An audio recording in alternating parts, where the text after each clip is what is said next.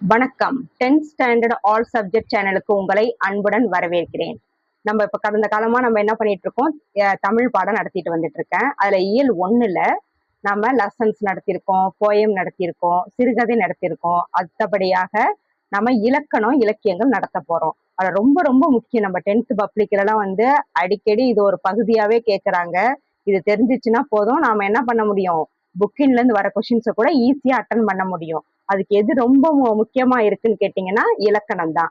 அப்படியாப்பட்ட இலக்கண இலக்கியங்களை நன்கு தெரிந்தவர்களாக நாம இருக்கணும்னா அதோட அர்த்தம் தெரிஞ்சு என்ன சொல்லப்பட்டுங்கிறத புரிந்துக்கணும். அதனாலதான் இப்ப நான் தெளிவா உங்களுக்கு நடத்த போறேன். எல்லாரும் கவனிச்சுக்கோங்க. இப்ப நம்ம நடத்த போற பாடத்தோட இலக்கணத்தோட பேர் என்னன்னா சொல் அப்படிங்கிறது ஒரு இலக்கணம். சொல் இலக்கணம் நீங்க கேள்விப்பட்டிருக்கீங்க. அப்படியாப்பட்ட ஒரு இலக்கண முறைதான் சொல்லுங்கிறது எப்படி கையாளப்படுகிறது, அதோட தன்மைகள்லாம் என்னென்ன, எதற்காக சொல்லுன்னு நம்ம சொல்றோம் அப்படிங்கிறத நான் உங்களுக்கு சொல்ல போறேன். சொல்லுனா நம்ம வார்த்தைகளால சொல்லப்படுகின்ற சொல்லுதான். பொருளால அது உணர்த்தக்கூடிய சொல்லு இப்படின்ட்டு பல வகையா அதை பிரிக்கலாம். அது எந்தெந்த இடத்துல வருது அப்படிங்கிறத நம்ம பாடம் நடத்தும் போது தெளிவா உங்களுக்கே புரிய வந்துடும். இப்போ உதாரணத்துக்கு பாருங்க, பூ மலர்ந்தது, மாடு புல் தின்றது. இப்போ பூங்கிறது தெரியும் உங்களுக்கு, மலர்கள், அதாவது பூக்களை நம்ம என்னன்னு சொல்லுவோம், பூன்னு சொல்லுவோம். அதனால என்ன ஆயிடுச்சா, மலர்ந்த தன்மையை கொண்டது அப்படிங்கிறது பார்க்கலாம். இது ஒரு சொல்லான ஒரு சொற்றொடர்களாக இருக்குது. மாடு புல் தின்றது, மாடு தெரியும், அது என்ன பண்ணிச்சான், புல் தின்னுச்சான். இதுவும் என்ன ஆகிறது, ஒரு சொற்றொடரா இருக்கிறது. இதுவும் ஒரு சொல் அமைப்பு தான். ஓர் எழுத்து தனித்தோ பல எழுத்துக்கள் சேர்ந்தோ பொருள் தரும் வகையில் அமைவது என்னவாகும், சொல் ஆகும். அதாவது ஒரு எழுத்து, இப்ப நம்ம பார்த்தோம் இல்லைங்களா, பூங்கிறது என்னது, ஒரே ஒரு எழுத்து தான். ஆனா அது பொருள் தருதான்னு கேட்டா நல்லாவே பொருள் தருது. ஏன்னா சொன்னேன் இல்லையா, அது என்னது, ஒரு பூவை குறிக்கிறதுனால அது என்னவாகிறது, ஒரு பொருளை குறிக்கிறது. அது மாதிரி மாடுங்கிறது மொட்டையா நிக்காம புல் தின்றது அப்படிங்கிற தொடர்ச்சியா போகுது. அதனால இது என்ன ஆயிடுது, ஒரு சொல்லு பொருள் தந்து முழுமை பெற்றுடுது. இதுவும் எதுல சேரும், சொல்லுங்கிற அமைப்பை சேரும். அதனாலதான் ஒரு எழுத்து தனித்தோ பல எழுத்துக்கள் சேர்ந்தோ பொருள் தரும் வகையில் அமைவது சொல் ஆகும். அதை எப்படி பார்க்கலாம்னா, இரு திணைகளிலும் 5 பால்களையும் குறிக்கும். இப்ப இரு திணைகள்னா என்ன, எத்தனை பேருக்கு தெரியும் தெரியல. ஆனாலும் நான் அதை உங்களுக்கு நான் எழுதி காட்டுறேன். இரு திணைனா என்னன்னா சொல்லுவோம், ஃபர்ஸ்ட் உயர்திணை அக்ரிணை. இரு திணைகள் என்னென்ன, உயர்திணை ஒன்று, ரெண்டாவது என்னது, அக்ரிணை. இததான் நம்ம என்னன்னு சொல்லுவோம், இரு திணைகள் அப்படின்னு சொல்லுவோம். இது எல்லாரும் தெரிஞ்சு வச்சுக்கணும். இரு திணைகளை கொண்டு என்ன ஆகும், சொல்லானது வரக்கூடியதாக இருக்கும், சொல்லானது அமையக்கூடியதாக இருக்கும் அப்படிங்கிறத அனைவரும் நம்ம தெரிஞ்சு வச்சுக்க வேண்டும். சரிங்களா? அதுக்கு அடுத்தபடியா பாத்தீங்கன்னா, மூவகை இடங்களிலும் வரும். மூவகை இடம்னா என்ன, அதையும் நான் உங்களுக்கு சொல்றேன். தன்மை, மூவகை இடங்கள் ஹெட்டிங் போட்டுங்க. மூவகை இடம் அப்படின்னா தெரிஞ்சிருக்கணும். அடிப்படை இதெல்லாம் தெரிஞ்சாதான் நம்ம என்ன பண்ண முடியும், இலக்கணத்தை நன்கா புரிஞ்சுக்க முடியும். மூவகை இடங்கள், தன்மை, முன்னிலை,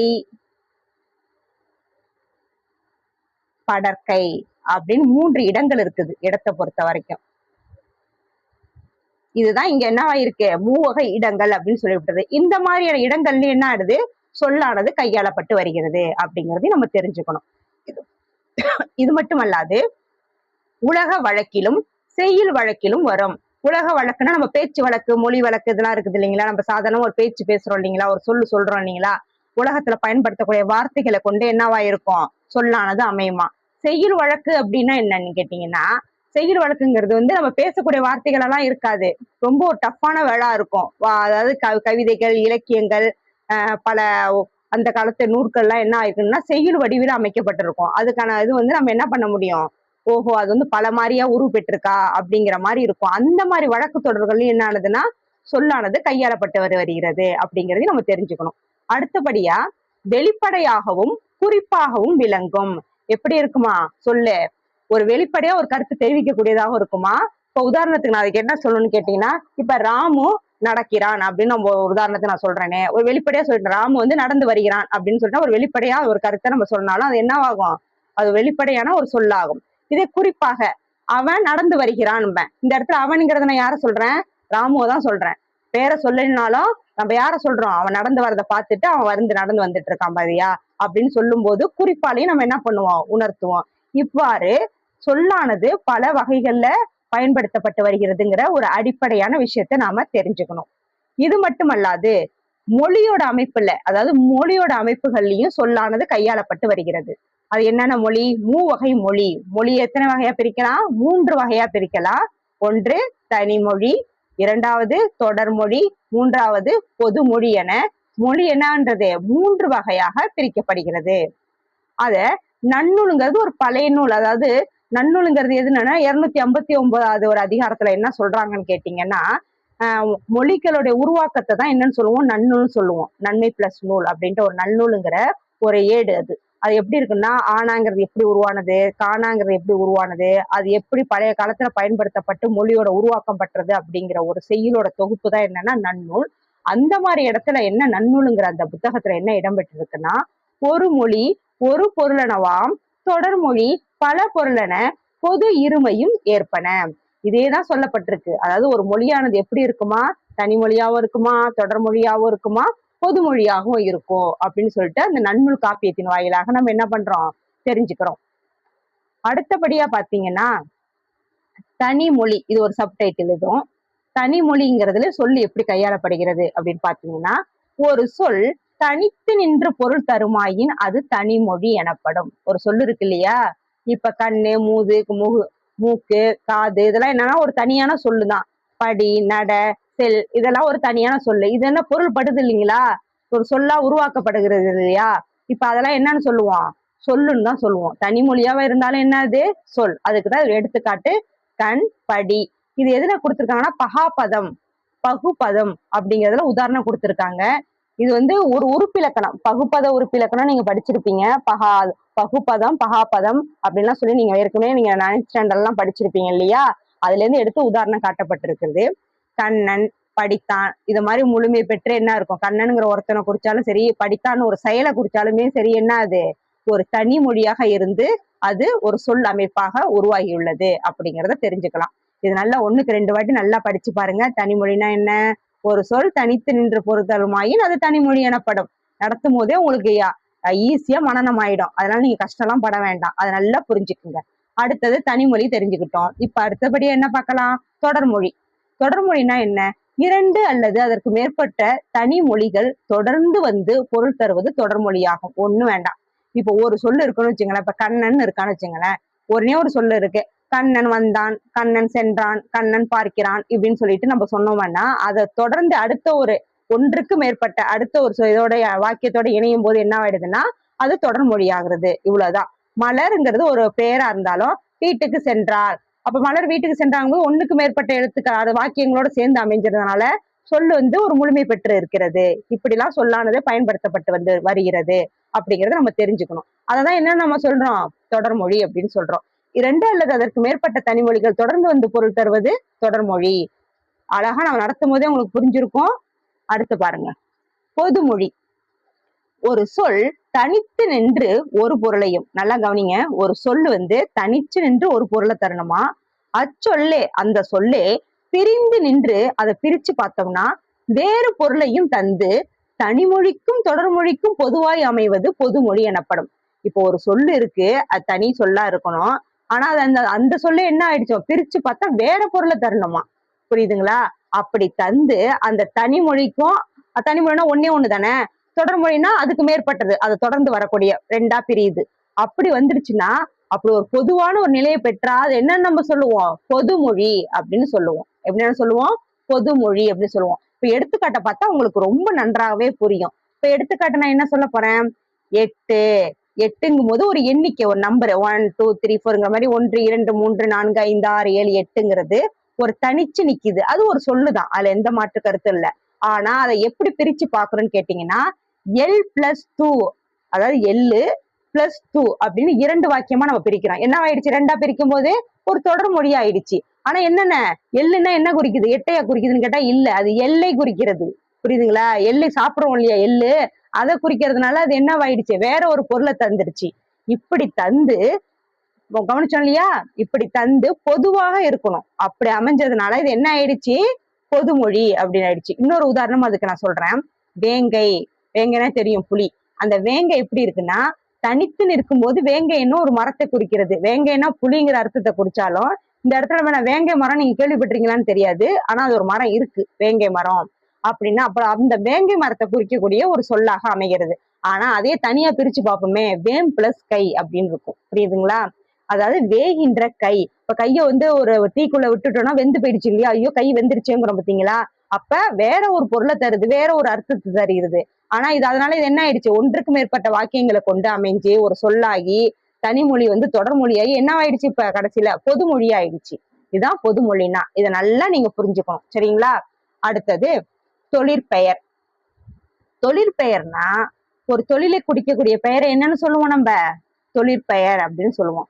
ஒரு வினை, வினைனா என்னன்னு கேட்டீங்கன்னா, வினைச்சொல். பெயர் சொல்னா பெயரை குறிக்கும், வினை சொல்னா என்ன, ஒரு செயலை குறிக்கும். நம்ம செய்யற செயலை தான் என்னன்னு சொல்லுவோம்? வினைன்னு சொல்லுவோம். இது ஒரு பேசிக்கான ஒரு கருத்து தான்.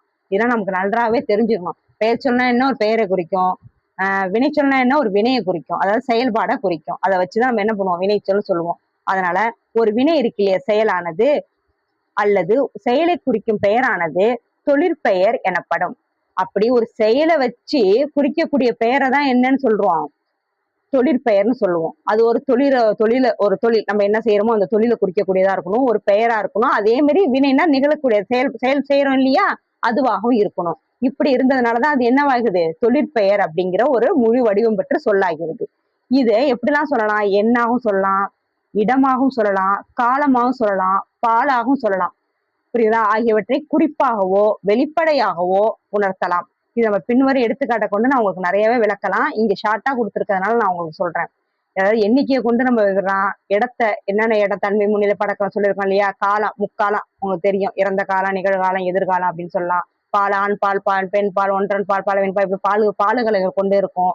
ஒரு குறிப்பால இதுதான் பேரை சொல்லினா கூட ஒரு குறிப்பால உணர்த்தக்கூடியதாக அது வந்தது அப்படின்னா அந்த இடத்துல ஒரு மாடு இருக்கலாம், ஒரு ஆடு இருக்கலாம் அப்படின்னு சொல்றோம் இல்லையா, குறிப்பால உணர்த்தலாம்.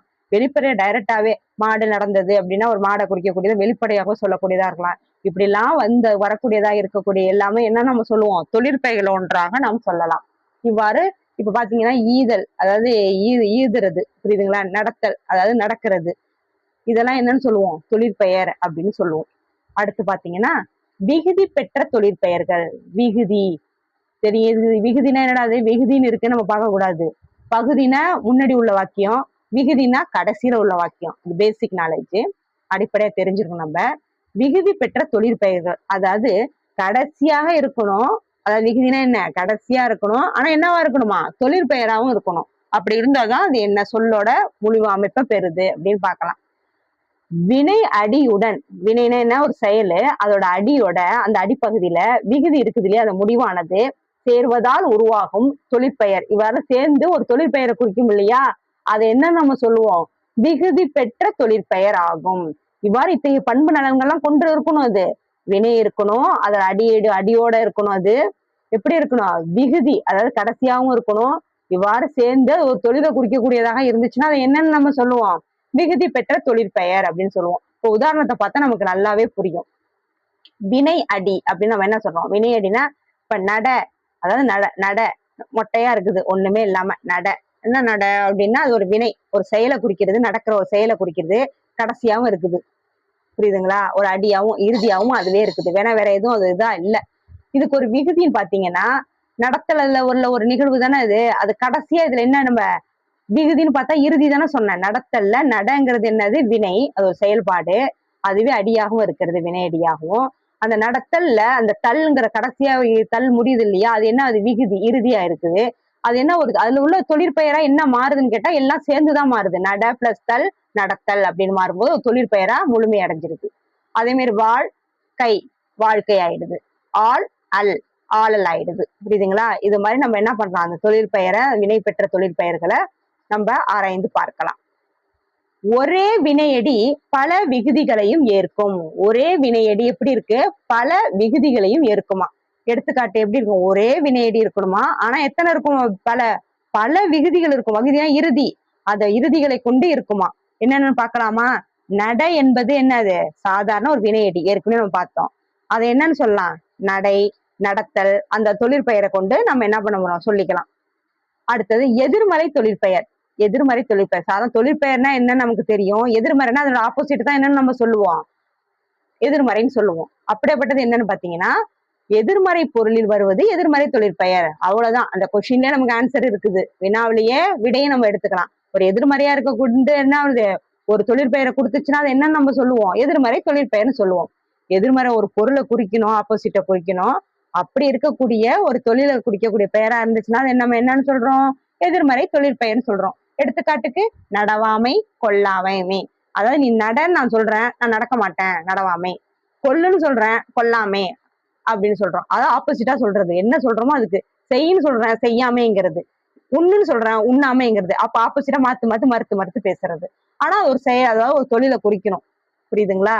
இவ்வாறு வரக்கூடிய நிகழ்வுகள் எல்லாம் என்ன அது, ஒரு சொல்லோட அமைப்புகளை கையாண்டு வரதை பாக்குறோம்.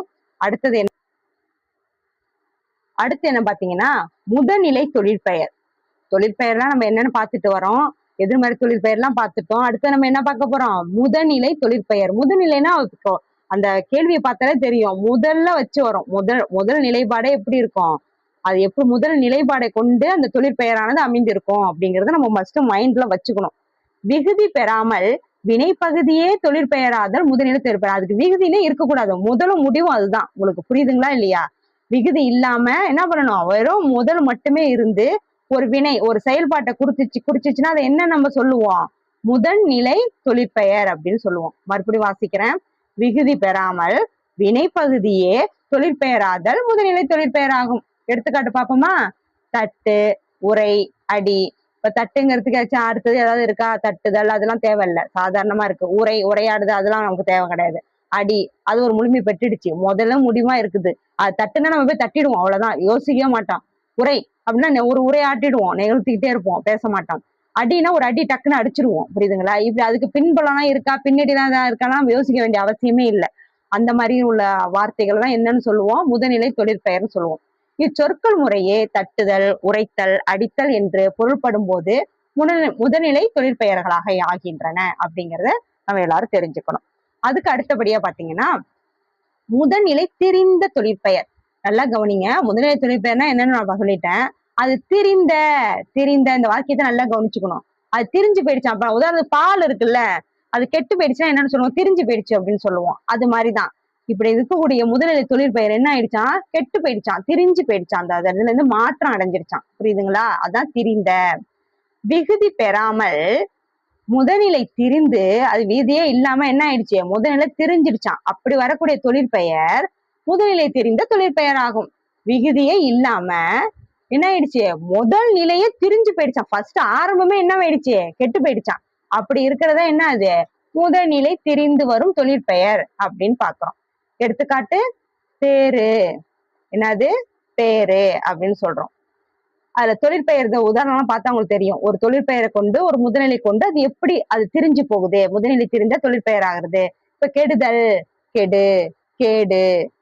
சுடுதல், சுடு, சூடு. அதாவது கெடுதல்ங்கிறோம், அதோட ஃபர்ஸ்ட் நிலை என்ன, கெடுன்னு தான் இருக்கு. ஆனா அதெல்லாம் திரிஞ்சு என்ன ஆயிடுச்சு, கேடுன்னு மாறிடுச்சு. சுடுதல்ங்கிறதுல என்ன இருக்கு, சுடுங்கிறது ஒரு முதல்நிலையா இருக்கு, அதுவும் திரிஞ்சு போயிடுச்சு, அது மாறிடுச்சான். அது என்ன ஆயிடுச்சு, சூடு அப்படின்ட்டு மாறிடுச்சு. இதனாலதான் இது தெரிந்தங்கிறது இந்த மாதிரிதான் நம்ம புரிஞ்சுக்கணும். புரியுதுங்களா? அடுத்தது வினையால் அணையும் பெயர். இது நல்லா கவனிச்சுங்க, என்னது வினையால் அணையும் பெயர்.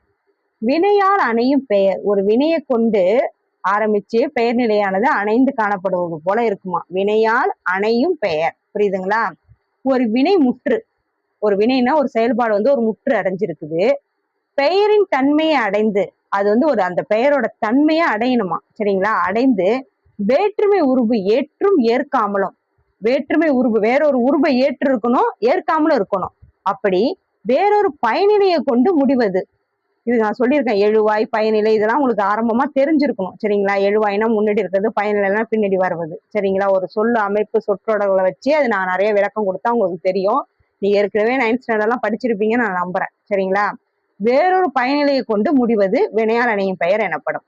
அது தன்மை, முன்னிலை, படர்க்கை ஆகிய 3 இடங்களிலும் 3 காலங்களிலும் வரும், சரிங்களா? இது எப்படி வரும், 3 இடங்கள்ல வருமா, 3 காலங்களிலும் வருமா அந்த வினையால் அணையும் பெயர்.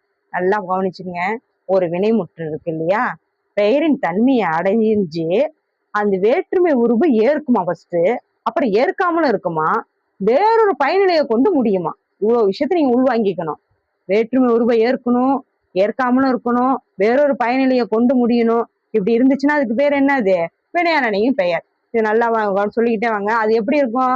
தன்மை, முன்னிலை, பறக்கை என்ற 3 இடத்துலையும் வருமா? 3 காலம் சொல்லியிருக்கேன். இறந்த காலம், எதிர்காலம், நிகழ்காலம் அப்படின்ற 3 காலங்களையும் கொண்டு வரும். எடுத்துக்காட்டு, வந்தவர் அவர்தான், பொறுத்தார் பூமி ஆழ்வார். நம்மளே சொல்லும் பாரு, வந்தவர் அவர் தாங்க அப்படிம்போம். புரியுதுங்களா? இது எல்லா தன்மைகளும் அடங்கி இருக்குது. பொறுத்தார் பூமி ஆழ்வார். ஒரு விஷயத்த வேக வேகமா செஞ்சு விட்டுட்டு ஒண்ணும் இல்லாம ஆக்குறத விட பொறுத்து போனீங்கன்னா இந்த பூமியை நீங்க ஆளலாங்க, உங்களுக்கு நன்மை தாங்க வந்து சேரும் அப்படின்னு சொல்லிட்டு நம்ம பார்ப்போம். இவ்வளவு நேரம் தொழிற்பெயர் பார்த்திருக்கோம், வினையாளனையும் பெயர் தனித்தனியா நம்ம பார்த்திருக்கோம்ல. இது ரெண்டுத்துக்கும் உள்ள வேறுபாடு சிம்பிளுங்க, ஒண்ணுமே கிடையாது. ரொம்ப ரொம்ப சிம்பிள். அல், படித்தல், பாடுதல், அல்லல் முடிஞ்சிருச்சுனால பெரும்பாலும் அது என்னது? தொழிற்பெயர் தான். அதே மாதிரி வினையாளனையும் பெயர்னா என்னது? படித்தவர், பாடியவர், நடந்தவர், வந்தவர், பொறுத்தவர், இப்படி எல்லாம் இதெல்லாம் என்னது? வினையாளனையும் பெயர். இப்ப நான் நடத்தி வச்சிருக்கிற பாடத்தை வச்சு உங்களுக்கு தெரிஞ்சிருக்கும் தொழிற்பெயர்னா என்ன, அதுக்குள்ள எடுத்துக்காட்டு உங்களுக்கு தெரிஞ்சிருக்கும். வினையாளனையும் பெயர்னா என்ன, அதுக்குள்ள எடுத்துக்காட்டு உங்களுக்கு தெரிஞ்சிருக்கும். அல் வச்சு முடிஞ்சிச்சுன்னா பெரும்பாலும் அது தொழிற்பெயர் தான். என்னது? பாடியவள், பாடியவன், படித்தவர், நடந்தவர், சிரித்தவர், இப்படிலாம் வர்றது எல்லாம் என்னது? வருன்னு முடிஞ்சிச்சுன்னா அது என்னது? வினையாளனையும் பெயர் அப்படிங்கிறத ஒரு பேசிக்கா தெரிஞ்சு வச்சுங்க. இப்ப நான் நடத்துறேன், கவனிங்க. தொழிற்பெயருக்கும் வினையாளனையும் பெயருக்கும் உள்ள வேறுபாடு அப்படின்னு பார்க்கும்போது, தொழிற்பெயர்னா என்ன? நம்ம ஏற்கனவே பார்த்ததுதான். வினை இருக்கணும், அது பெயர்த்தன்மையாகி வினையையே உணர்த்தி நிற்கணும். ஒரு வினை செயல்பாடு இருக்கணும், அது பெயரை கொண்டு அதோட தன்மையோடு அது என்ன, அது செயலையே செய்யக்கூடிய உணர்த்தக்கூடியதா இருக்கும் அப்படிங்கறதுதான் இது. வினைனா செயல் நான் சொல்லியிருக்கேன். வினை பெயர்த்தன்மையாகி வினையையே உணர்த்தி நிற்கும். சரிங்களா? ஆனா வினையாளனின் பெயர்னா என்ன?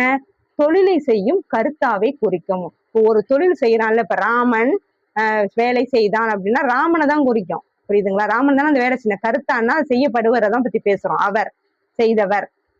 புரியுதுங்களா? அதனால என்ன ஆயிடும்? வினையாளனின் பெயர் சொல்றோம். அவரை குறிக்கிறதுனால இது என்ன ஆயிடுச்சு? வினையாளனி பெயரா ஆயிடுச்சு. இது வந்து தொழிற்பெயர் எப்படி இருக்கும்? காலத்தை காட்டாது, எந்த காலனே காட்டாது. எந்த காலத்துல அந்த தொழில் இருந்துச்சுன்னா நமக்கு என்ன, அது தெரியவே தெரியாது. அப்படி இருந்துச்சுன்னா அது தொழிற்பெயர். ஆனா வினையாளனி பெயர் காட்டும். இந்த பாடியவள்னு கொடுத்துருக்காங்க பாரு, அப்ப பாடிட்டு இருக்கா, இந்த காலத்துலதான் பாடிட்டு இருக்கிறா அப்படின்னு நமக்கு தெரியுது. படிக்கிறான்னா படித்தவர், ஓ படிச்சு கொண்டு இருக்கிறாரா, இந்த காலத்தை காட்டுது. அப்ப ஏதோ ஒரு காலத்தை அது என்ன பண்றது? உணர்த்தி நிற்கும். தொழிற்பெயர்ல பொறுத்த வரைக்கும் படற்கைக்கே உரியது. தன்மை, முன்னிலை, படற்கை பார்த்துக்கோம் இல்லையா? முன்னிலை உயர்த்துறது, தன்மையை உணர்த்துறது, படற்கைனா பலரை குறிக்கிறது. அப்படி இப்படி பலர்பால குறிச்சு வரக்கூடியதுனால இது என்ன, அது படற்கைக்கே உரியதாக இது இருக்குது. இதுல என்னன்னா 3 இடத்திற்கும் உரியது. வினையாளனி பெயர் எப்படி இருக்கும்? 3 இடத்திற்கும் உரியதா இருக்கும். தன்மை, முன்னிலை, படற்கைன்னு 3 இடத்தையும் காட்டும். தொழிற்பெயரு படற்கைக்கு மட்டுமே காட்டும். இது நல்லா டிஃப்ரெண்டா நல்லா தெரிஞ்சுக்கணும். இதுக்குள்ள எடுத்துக்காட்டு தான் நான் உங்களுக்கு ஏற்கனவே சொல்றேன். அல்ல வச்சு பாடுதல், நடத்தல், சிரித்தல், ஓடுதல், இதெல்லாம் வச்சு நீங்க படித்தல், நடத்தல், எதுனாலும் நீங்க சொல்லிடலாம். இது மாதிரி அல்ல வச்சு முடிஞ்சா அது தொழிற்பெயர் தான். வினையாளனி பெயர்னா பாடியவள், பாடியவன், படித்தவர், நடந்தவர், செய்தவர், அர்றர்னு முடியும். இதை நீங்க பேசிக்கா தெரிஞ்சுக்கிட்டா இந்த கொஸ்டினை நீங்க நல்லபடியா அட்டன் பண்ணலாம். இது வந்து மிட்டம்ல இருந்து பப்ளிக் வரைக்கும் நிறைய கேட்க உங்களுக்கு வாய்ப்பு இருக்கு. இந்த சொல் இலக்கணத்தை ரொம்ப அழகிய முறையில நீங்க நன்கு படிச்சு நல்ல பயன்பெற வேண்டும் என்று நான் கேட்டுக்கொள்கிறேன். வணக்கம்.